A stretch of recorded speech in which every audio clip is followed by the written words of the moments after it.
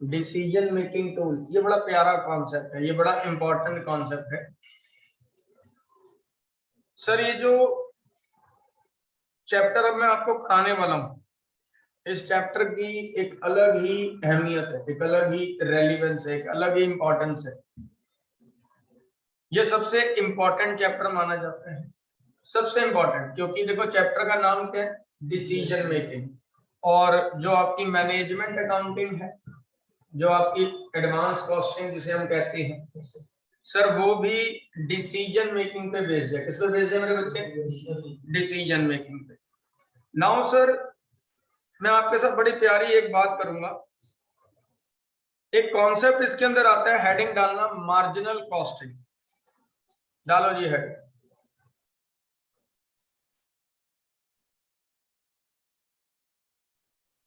Marginal costing डाल दी heading? हाँ जी बच्चे, जो ऑनलाइन है कनेक्ट, उन्होंने हेडिंग डाल दी मेरे बच्चे? Yes sir. Yes sir. Marginal costing कहता है मेरे बच्चे, ये जो मार्जिनल कॉस्टिंग है इसका क्या मतलब होता है? एक दिन मेरे को ना बच्चे आप नजर नहीं आ रहे, आप एक काम करो, इसी साइड आ जाओ पीछे, फिर ऐसे ना मेरे को ऐसा लग रहा है दो ही बैठे, अंदर की तरफ बैठो।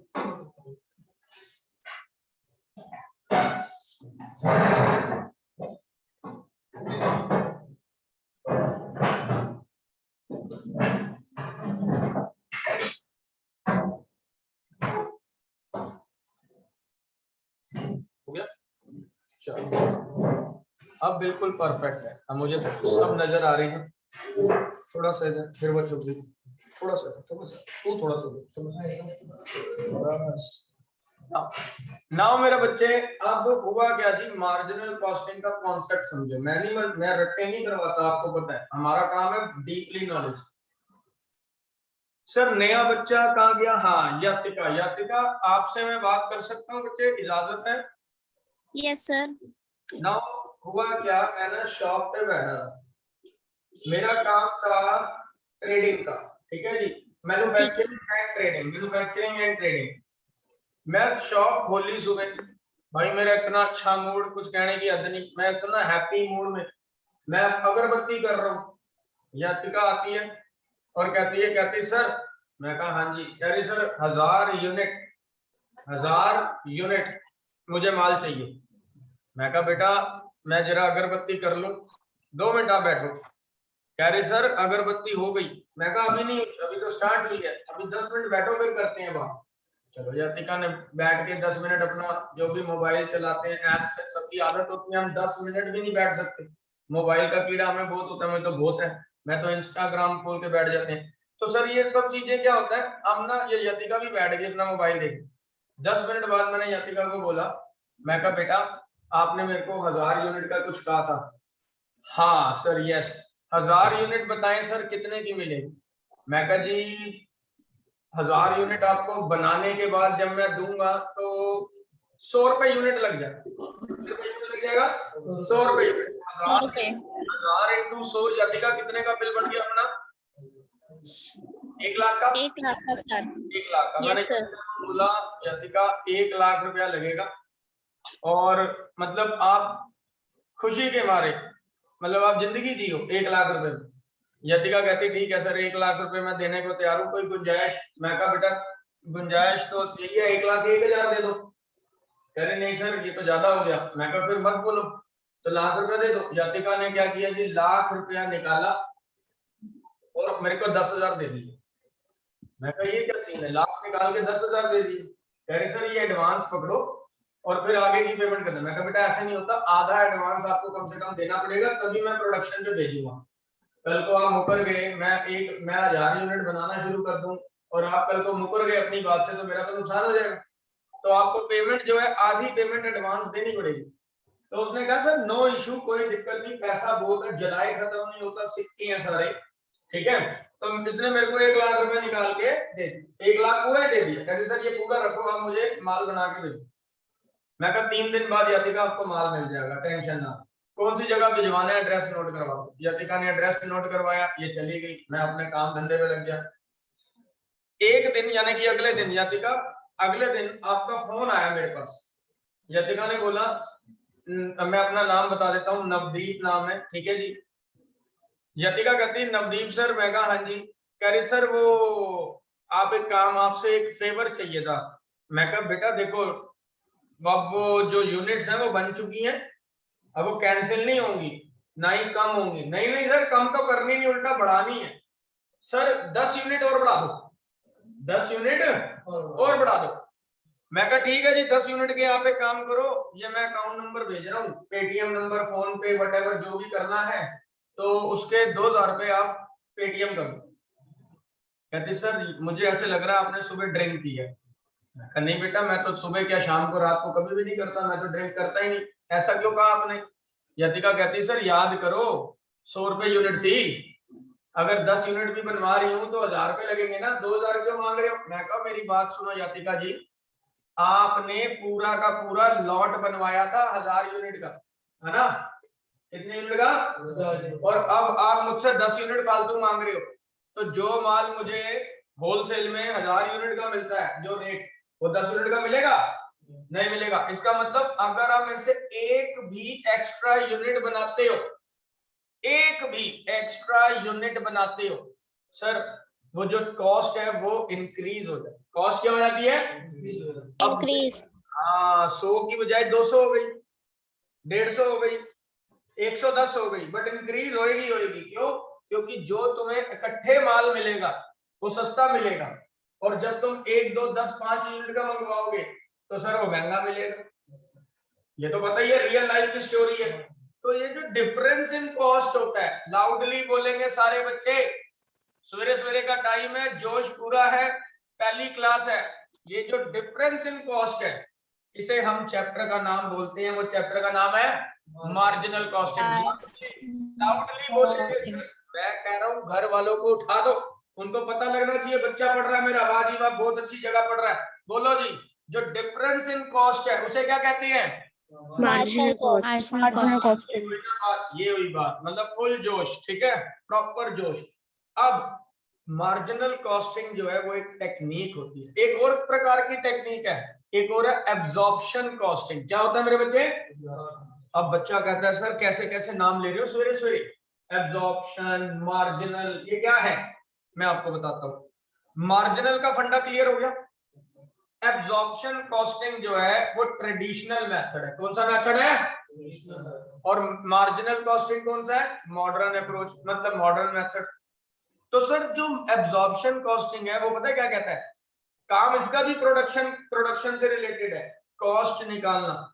लेकिन ये जो एब्जॉर्प्शन कॉस्टिंग होती है, ये जो एब्जॉर्प्शन कॉस्टिंग होती है, वो अपने साथ वेरिएबल कॉस्ट भी कंसीडर करता है और फिक्स्ड कॉस्ट भी कंसीडर करता है। तो क्या करते हैं, जब हम प्रॉफिट निकालना चाहते हैं, क्या निकालना चाहते हैं?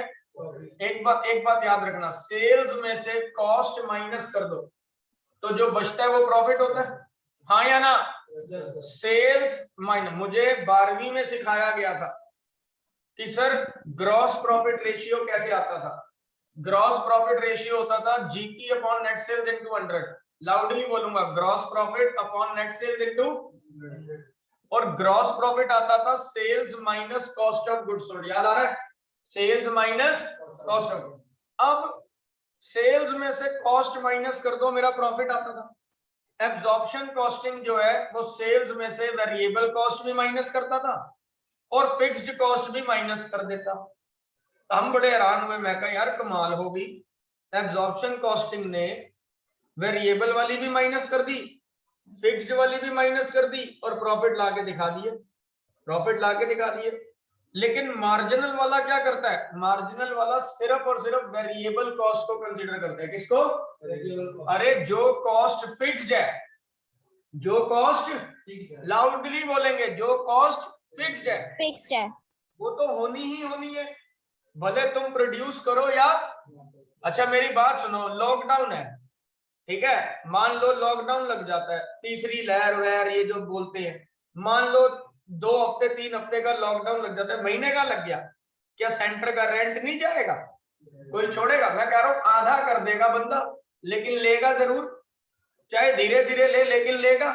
तो भाई फिक्स्ड नेचर के खर्चे तो होने ही होने हैं, इससे क्यों घबराना? ये तो प्रोडक्शन करो या ना करो, ये तो तुम्हें तब भी देने हैं। तो मार्जिनल कॉस्टिंग कहता है मैं फिक्स्ड नेचर के खर्चों को कंसीडर नहीं करूंगा। जब मैं डिसीजन लूंगा, जब मैं क्या लूंगा? डिसीजन। मैं सिर्फ और सिर्फ वेरिएबल नेचर के खर्चे देखूंगा। ज्यादा यूनिट प्रोड्यूस करोगे तो खर्चा ज्यादा, कम यूनिट प्रोड्यूस करोगे तो खर्चा कम।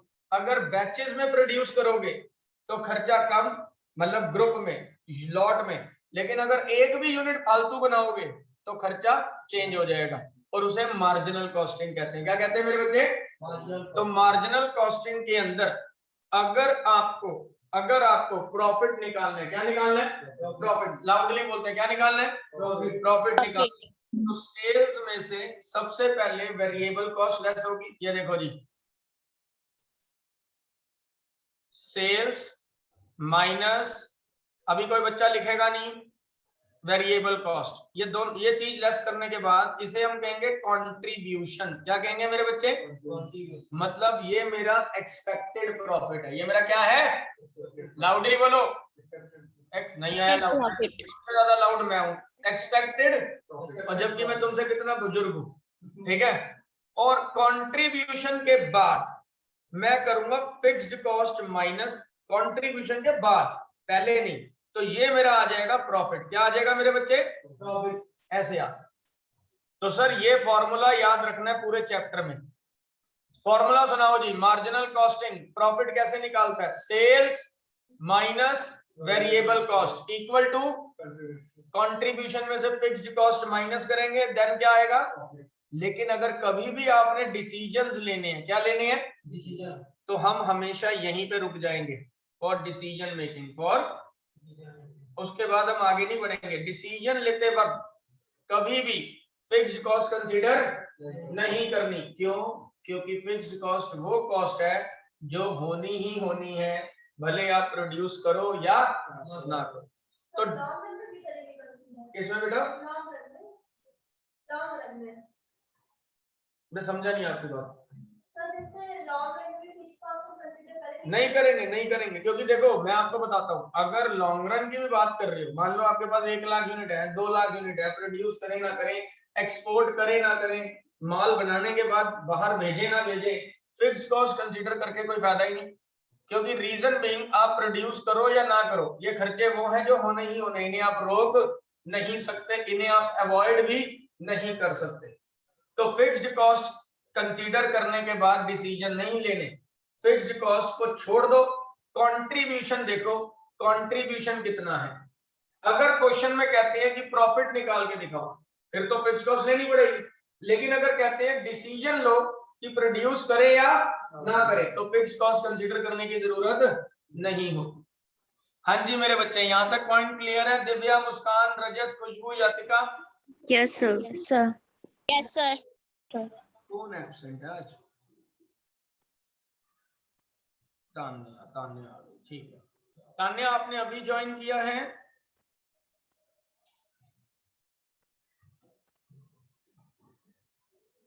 मेरे मालिक? Yes sir, yes sir.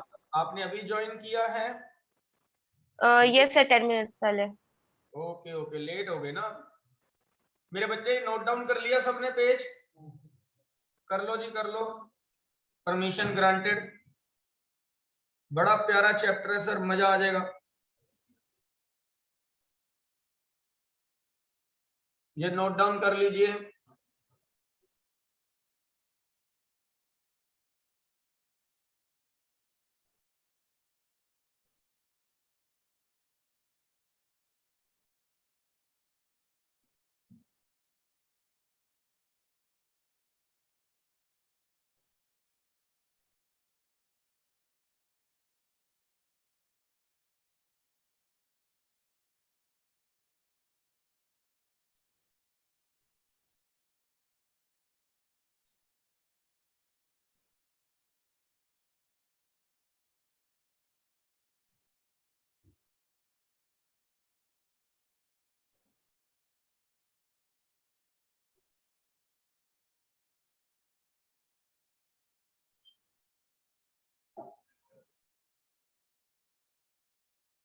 मैं नाम भूल गया।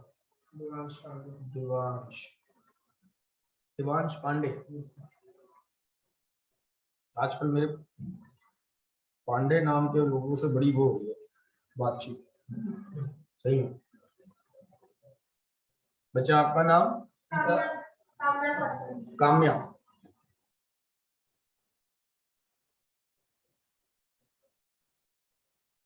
मैंने बैंक से जिससे भी लोन लिया मकान का वो भी पांडे, जिसने मेरी फाइल साइन करी वो भी पांडे।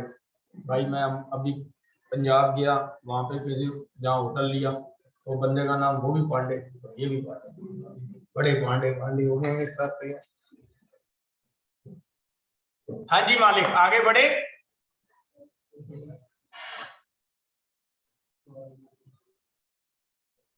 फॉर्मूला चार्ट, पूरी गेम तो ये है, गेम तो अब खुलेगी सर। हाँ जी, रजत जी, खुशबू, यतिका, मुस्कान, तान्या, दिव्या, क्लियर है मेरे बच्चे यहाँ तक? Yes sir. Yes sir. Yes, sir. अब मैं बड़ी प्यारी चीज कराने वाला हूँ, बहुत मजा आएगा। अब मैं फॉर्मूला चार्ट करा रहा हूँ। बेसिकली आपने 12वीं में एक चैप्टर पढ़ा था रेशियो एनालिसिस, याद है? जिसमें हमारे को बड़ी मतलब गुस्सा चढ़ता था अगर रेशियो भूल गए तो काम खत्म। फिर वाइवा में भी वही आता था, फिर वो क्या कहते हैं प्रोजेक्ट फाइल भी उसी की होती थी, फिर वो क्वेश्चन जितना मर्जी पढ़ लो, फिर जब मैडम कुछ पूछती थी तो हमें नहीं आता होता था, है ना? फिर हमें ऐसा लगता था ओ माय गॉड, मतलब ये क्या पढ़ाई हम, मैडम ने तो क्या पूछ लिया, ऐसा होता था। तो रेशियो एनालिसिस ऐसा ही है, करंट रेशियो निकालो, लिक्विड रेशियो निकालो, इन्वेंटरी टर्नओवर निकालो, debtor turnover, creditor turnover, working capital turnover, भाई साहब। फिर उसके बाद gross profit ratio, operating profit ratio, operating ratio, फिर उसका net profit ratio, return on investment, debt equity ratio, फलाना ढमकाना, proprietary fund ratio, interest coverage ratio, निकालते जाओ, पागल समझ रखा है हमें, ऐसा होता था। मतलब इतनी सारी रेशियोस थी। रेशियो क्यों निकाली जाती थी सर? अगर आपको आपके बिजनेस की एफिशिएंसी जाननी है, अगर आपको आपके बिजनेस की एफिशिएंसी जाननी है, अगर आपको प्रॉफिटेबिलिटी जाननी है, अगर आपको सॉल्वेंसी जाननी है, तो आप रेशियोज निकालते हैं। सेम ऐसे ही मार्जिनल कॉस्टिंग टेक्निक भी है। कहते हैं मार्जिनल कॉस्टिंग टेक्निक जो है वो डिसीजन मेकिंग टेक्निक है। लाउडली बोलेंगे सारे बच्चे, कौन सी टेक्निक है? Decision making technique. अब सर डिसीजन लेने से पहले क्या इवैल्यूएशन नहीं करोगे? डिसीजन लेने से पहले चेक नहीं करोगे कि डिसीजन लूं या ना लूं? ऐसे ऐसे मुंह चुका डिसीजन ले लिया, चलो जी। मेरे को किसने बोला? काम्या, है ना? काम्या कहती सर डिसीजन ले लो। मैं कहा हाँ ले लिया। डिसीजन जो था वो जो ले तो लिया, इंप्लीमेंट भी किया, बट उसमें लॉस हो गया। मैं कहा काम्या क्या सोच के डिसीजन लिया था? कह रही सर कुछ नहीं, मैं तो एबीसीडी करके सोचा था कि भाई लूं ना लूं ना लूं लूं, ऐसे जिस पे बात आई पर्ची डाली ले ले। मैं कहा बेटा ये क्या कर दिया आपने? मेरे को लगा आपने इवैल्यूएशन की होगी, मुझे लगा आपने कैलकुलेशन की होगी, तो ही बोला है। मैं तो आपकी बात मान के फंस गया। कहते सर तो मैंने थोड़ी कहा था मेरी बात मानो, आपने फटाफट मेरी बात मानी, आप फंस गए, मेरे को क्या कह रहे हो आप? फिर मेरे को अकल आ गई। मैं कहा आज के बाद कसम खा ली, मैं कहा कोई भी डिसीजन लूंगा, कोई भी डिसीजन चाहे छोटा चाहे बड़ा, पहले फ्यूचर इवैल्यूएशन करूंगा। क्या करूंगा बेटा? Future evaluation. मैं चेक करूंगा कि फ्यूचर में मुझे बेनिफिट होगा या नहीं होगा। अगर बेनिफिट होगा तो डिसीजन लूंगा, अदरवाइज मैं डिसीजन नहीं लूंगा। तो अब डिसीजन लेने के लिए आपको क्या क्या हथकंडे अपनाने हैं, आपके पास क्या क्या सोर्सेज है, आपके पास क्या क्या फॉर्मूले हैं, आप उसको लिखने जा रहे हो। ठीक है जी? तो लो जी, डिसीजन मेकिंग का पहला फॉर्मूला, सबसे पहला फॉर्मूला है कंट्रीब्यूशन। चेक करें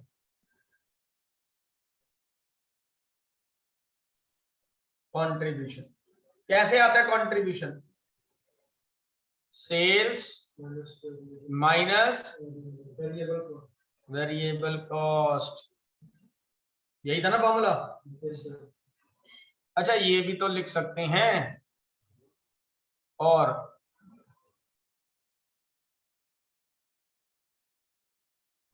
sales minus variable cost contribution होता है ना? पक्का? अगर फिक्स्ड कॉस्ट, देखो जनरली आप यहां पे देखो, आप ये फॉर्मूला लिखते थे ऐसे समझाते हैं, कंट्रीब्यूशन में से फिक्स्ड कॉस्ट माइनस कर देते थे तो प्रॉफिट आता था। अगर मैं फिक्स्ड कॉस्ट और प्रॉफिट को जोड़ दूं, अगर मैं फिक्स्ड कॉस्ट प्लस प्रॉफिट को जोड़ दूं तो मुझे क्या मिल जाएगा? कंट्रीब्यूशन मिल जाएगा, हाँ या ना? पक्का। अगर प्रॉफिट की जगह लॉस होता तो फिक्स्ड कॉस्ट माइनस लॉस हो जाता, तो फिक्स्ड कॉस्ट माइनस क्या हो जाता? तो और करके एक फॉर्मूला ये भी लिख सकते हो, fixed cost minus loss. Clear है बेटा? मैं कह रहा हूं मजा आ जाएगा सर, चैप्टर का इंटरेस्ट ही बड़ा जबरदस्त बनेगा। थोड़ी सी जगह छोड़ के चलना कंट्रीब्यूशन में, मतलब 2-3 लाइनें 4 लाइनें छोड़ के नीचे सेकंड फॉर्मूला लिखना। मैं जगह नहीं छोड़ रहा, आप छोड़ के चलना, मैं तो रब कर दूंगा, मैं सेल्फिश हूं। ठीक है, अब हुआ क्या मेरे बच्चे? Second formula. Sir second formula होता है पीवी रेशियो। पीवी मतलब प्रॉफिट वॉल्यूम रेशियो। कौन सा? Profit volume ratio. दोबारा बोलो कि आपने क्या प्रॉफिट कमाया या क्या प्रॉफिट आप कमा सकते थे अगर आप ये सेल कर दो। अगर आप इतने रुपए का माल बेचोगे तो आपको ये फायदा होने के चांसेस। तो पीवी रेशियो कैसे आता है? इसका फॉर्मूला होता है सर, ऐसे याद नहीं आता ये, प्रॉफिट अपॉन वॉल्यूम। प्रॉफिट नहीं लिखना कभी भी ना। मैंने क्या कहा था? डिसीजन लेते वक्त फिक्स्ड कॉस्ट लेनी है तो प्रॉफिट नहीं लिखना, प्रॉफिट की जगह ले contribution upon sales into 100, contribution upon sales into 100। ठीक है जी, into 100 सिर्फ इसलिए लगाया है ताकि परसेंटेज में आंसर आ जाए। इसमें आंसर आ जाए। अरे मुबारकें, कंट्रीब्यूशन का एक फॉर्मूला और निकल आया। क्या फॉर्मूला निकल आया? सेल्स को पीवी रेशियो से मल्टीप्लाई कर दो, है ना? जो भी पीवी परसेंटेज होगी उसको मल्टीप्लाई विद सेल्स कर दो तो आपको कंट्रीब्यूशन मिल जाएगा, हाँ या ना? फॉर्मूले में से फॉर्मूले निकाल रहे हो सर, बड़ी गलत बात है। फिर 12वीं याद करा रहे हो सर, ये उससे भी ज्यादा गलत बात है। दिव्या, रजत, खुशबू, यतिका, तान्या, क्लियर है मेरे बच्चे? Yes, sir. Yes, sir. बढ़िया बढ़िया जी बढ़िया। जहां थोड़ी सी क्लास बोरिंग लगे वहां मुझे बता देना, मेरे पास बहुत सारे जोक्स होते हैं। तो हुआ क्या मेरे बच्चे? पीवी रेशियो निकाल दिया। अच्छा, पीवी रेशियो को कंट्रीब्यूशन अपॉन सेल लिखा है ना? लिखा है कि नहीं लिखा?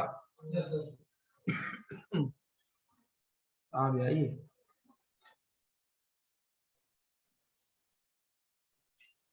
जे देखो, हम इसको ऐसे भी लिख सकते हैं कंट्रीब्यूशन को, sales minus variable cost upon sales into 100, हाँ या ना? कंट्रीब्यूशन का फॉर्मूला खोल दिया ना मैंने, उसकी जगह पे क्या लिख दिया? Sales minus upon sale. अच्छा, इसको ऐसे भी तो कर सकते हैं, sale upon sale minus variable cost upon sale into 100। Sale से सेल कट जाएगी तो फॉर्मूला हो जाएगा 1 minus variable cost upon sale into 100। कर सकते हैं कि नहीं? डेरिवेशन होगी ना, मैंने फॉर्मूला डिराइव कर दिया, मतलब हालांकि आपका 100% यही फॉर्मूला चलेगा। ये तो मैंने कभी देखा भी नहीं इस्तेमाल होते, लेकिन अगर वो कह दें कि सर डिराइव करके दिखाओ लास्ट स्टेज तक, तो फिर ये डिराइव करना पड़ेगा। तो फॉर्मूला हो जाता है, कंट्रीब्यूशन को ओपन कर दो। कंट्रीब्यूशन को ओपन करने का मतलब है sales minus variable cost. Sales मतलब एस, ठीक है? तो सेल के नीचे सेल, वेरिएबल कॉस्ट के नीचे भी सेल, सेल से सेल कट गई, 1 minus variable cost upon sale into 100। लेकिन घबराने की जरूरत नहीं है, पीवी रेशियो का यही वाला फॉर्मूला इस्तेमाल होना है। अब एक चीज लिखो इसी के नीचे पीवी रेशियो में, when data of 2 years are given,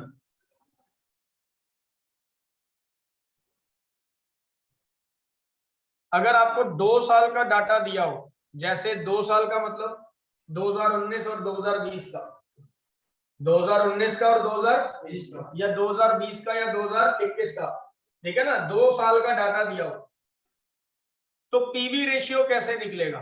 PV ratio फिर ऐसे निकलेगा कि दोनों सालों का कंबाइन करना पड़ेगा, कॉम्बिनेशन। मैं आपको बताता हूं कैसे। Change in profit upon change in sales, मतलब यहां भी कंट्रीब्यूशन से है, कोई घबराने वाली बात नहीं है, बट जो फॉर्मूले की डेरिवेशन है हम उसी के ऊपर चल रहे हैं, हम उसको चेंज नहीं कर रहे। तो फॉर्मूला है change in profit upon change in sales, change in profit upon change in sales into 100। Formula chart ढंग से लिखना, हल्का सा भी गड़बड़ी हुआ चैप्टर बेकार। ठंड लग रही है? Change in profit upon change in,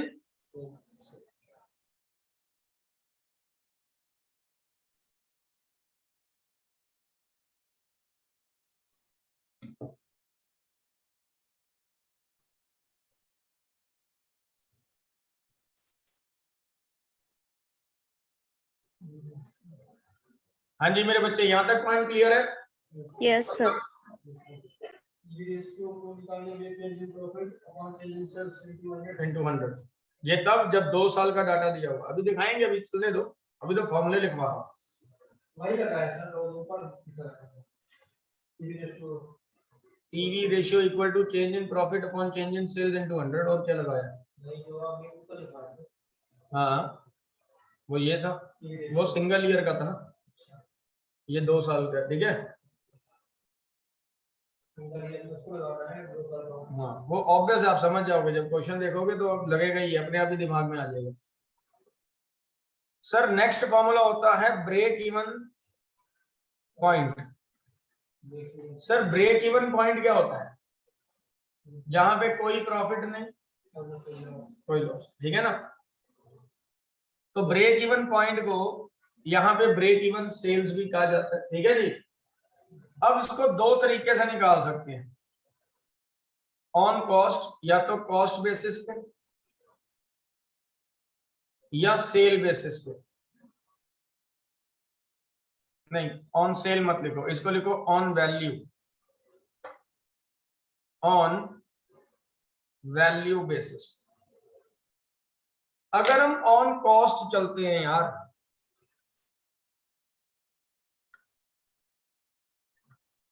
on cost मतलब यूनिट्स बेसिस, यूनिट्स में चलाना है, ठीक है। अगर हम यूनिट्स के हिसाब से चलेंगे तो कैसे निकलेगा, वैल्यू के हिसाब से चलेंगे तो कैसे निकलेगा। अब सर ब्रेक इवन आपको पॉइंट निकालना है, यानी कि ब्रेक इवन आपको सेल्स निकालनी है। मैं ये भी लिख देता हूं, ब्रेक इवन पॉइंट मतलब ब्रेक इवन सेल्स। अगर हम यूनिट्स के बेसिस पे चलते हैं, ब्रेक इवन सेल्स यूनिट्स में निकालनी है, किसमें निकालनी है? यूनिट्स में।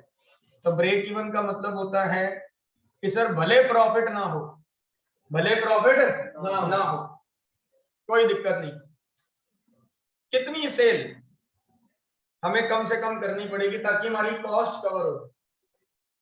कितनी सेल हमें करनी पड़ेगी ताकि हमारी कॉस्ट कवर हो जाए। कॉस्ट मतलब वेरिएबल कॉस्ट और फिक्स कॉस्ट। तो वेरिएबल कॉस्ट को माइनस करने के बाद आपका कंट्रीब्यूशन आता है। अब फिक्स्ड कॉस्ट भी अगर कवर हो जाए तो मेरी सारी कॉस्ट कवर हो जाएगी, हाँ या ना। तो यूनिट्स में निकालने का फॉर्मूला होता है फिक्स कॉस्ट, जिसे आपने कवर करना है, upon contribution per unit. Contribution per unit, एक यूनिट का जो कंट्रीब्यूशन है आप उससे इसको डिवाइड कर दो। लेकिन यही अगर आपको वैल्यूम की बेसिस पे निकालना है,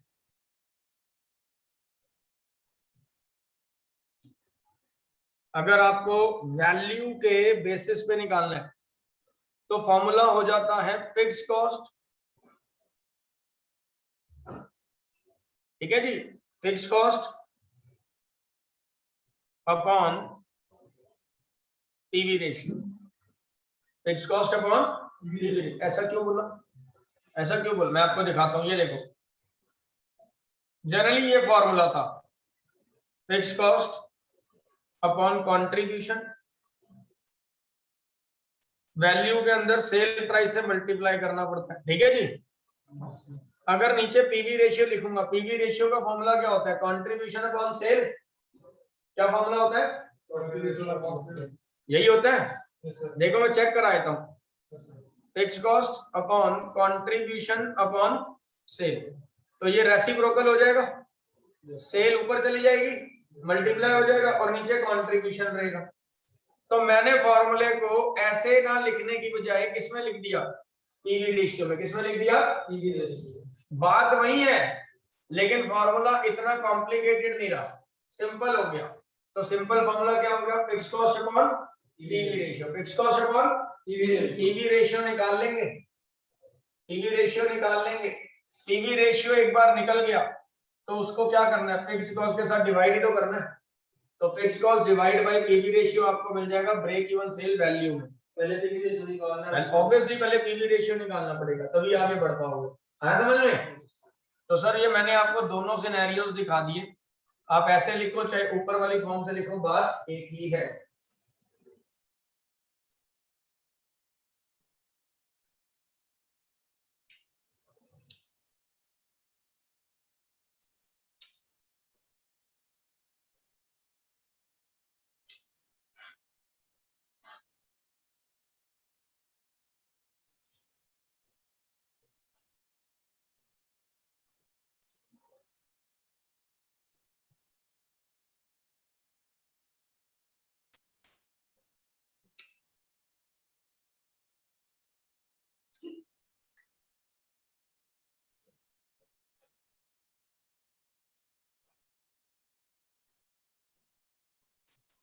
हाँ जी लिख लिया बेटा,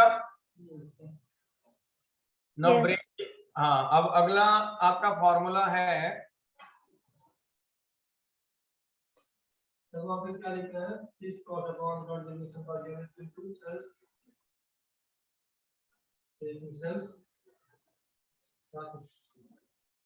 ये fix cost upon contribution per unit into sale price.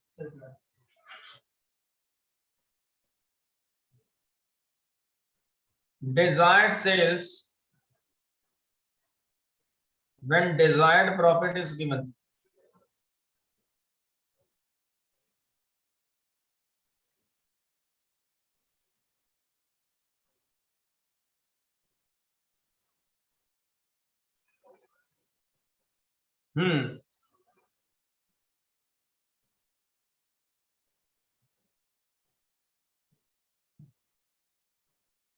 Desired sales when desired profit is, अगर हमें मान लो अब बंदा कहता है यार मेरे को एक बात बताओ, मैं क्या खाली ब्रेक इवन पे काम करने के लिए दुकान खोली है, अगर हमेशा ब्रेक इवन रहेगा तो प्रॉफिट तो हो ही नहीं रहे, जो लगा रहा हूं वो ही आ रहा है, तो फिर मैंने दुकान खोली किस लिए, मैं अपना एक काम बंद कर देता हूँ, फिर मेरे को फायदा ही नहीं है काम करने का। काम करने का मजा तो तब है जब प्रॉफिट आने शुरू हो।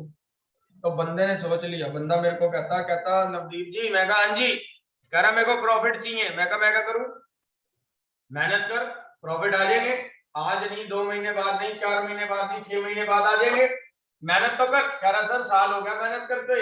मैं कहा फिर तो तू गधा है, तूने मेहनत प्रॉपर नहीं करी, कहीं ना कहीं कोई पंगा है। कह रहा सर प्लीज हेल्प मी। मैं कहा क्या हेल्प करूं तेरी। कह रहा सर मेरे को 50,000 ज्यादा नहीं, 50,000 डिजायर्ड है, मतलब इच्छा मेरी 50,000 कमाने की है। कितने कमाने की, 50,000। मैं कहा यार तू भी ना यार कैसी बातें करता है, तू 50,000 कमाना चाहता है, मतलब तू ब्रेक इवन से ज्यादा सेल करना पड़ेगा फिर तेरे को। किससे ज्यादा सेल करना पड़ेगा, ऑब्वियस सी बात है सर, प्रॉफिट तभी आएगा, प्रॉफिट तभी आएगा जब आप ब्रेक इवन से ऊपर जाओगे, ब्रेक इवन से, हाँ या ना। तो फिर देखो मेहनत करनी पड़ेगी। कह रहा सर कितनी यूनिट्स बेचूं जिससे मेरे को प्रॉफिट मिल जाए, कितनी यूनिट्स बेचूं, अभी तक तो मैं जो बेचता हूं मेरा कॉस्ट ही कवर होता है। तो मेरे मालिक मैं अभी बता देता हूं, अभी बता देता हूं, अभी ये भी 2 पार्ट में निकलता है। इन यूनिट्स और इन वैल्यू।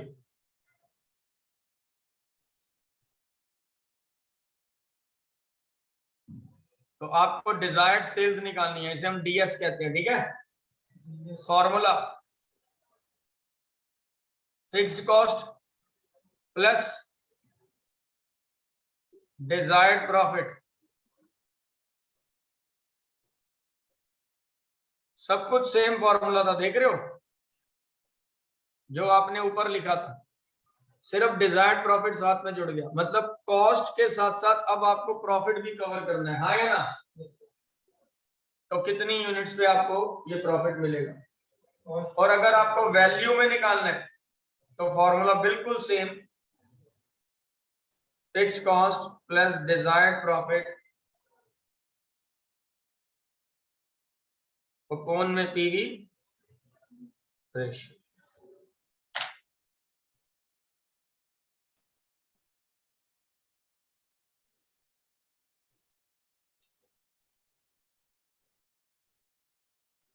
हाँ जी, यहां तक point clear.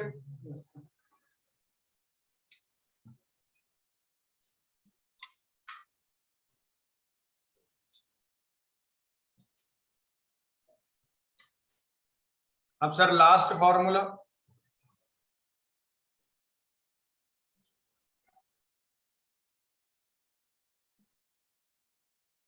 Margin of safety.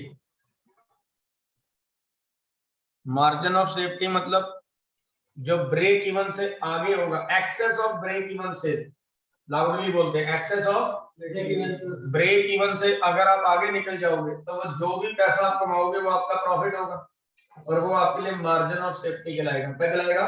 Margin of safety. तो इसका फॉर्मूला बड़ा ही सिंपल है, actual sales minus break even sales. Actual sales minus actual sales minus break even sales. हाँ, इसका एक फॉर्मूला और है, वो है profit upon PV ratio, but अभी नहीं बताऊंगा इसके बारे में, ये मैं डिस्कशन तब करूंगा जब मैं इस टॉपिक पे क्वेश्चन लेकर आऊंगा, ठीक है। फॉर्मूला चार्ट खत्म, जल्दी से रिवाइज कर लो जी, 5 मिनट। फॉर्मूला चार्ट खत्म, रिवाइज कर लीजिए।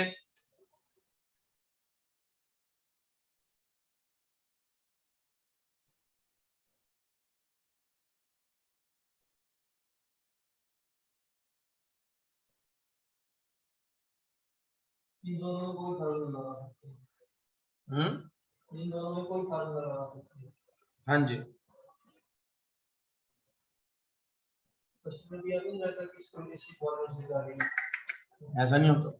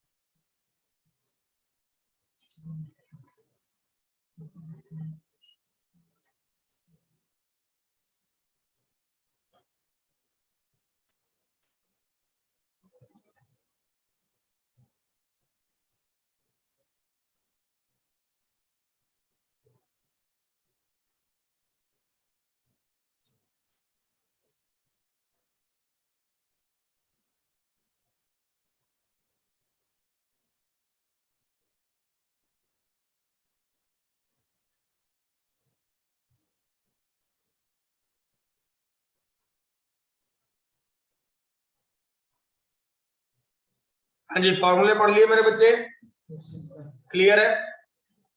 एक एक करके 1 मिनट जरा आप लोगों से और समय लेंगे। दिव्या, फॉर्मूले सारे क्लियर है बेटा? Yes, sir. Yes, sir. रजत,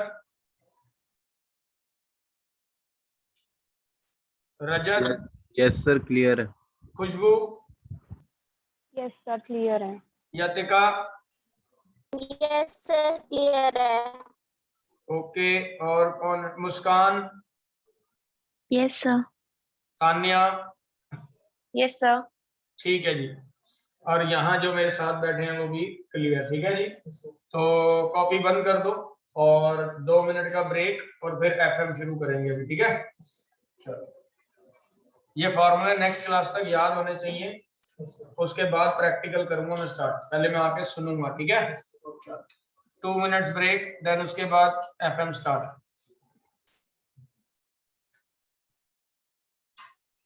कोई प्रैक्टिकल दोनों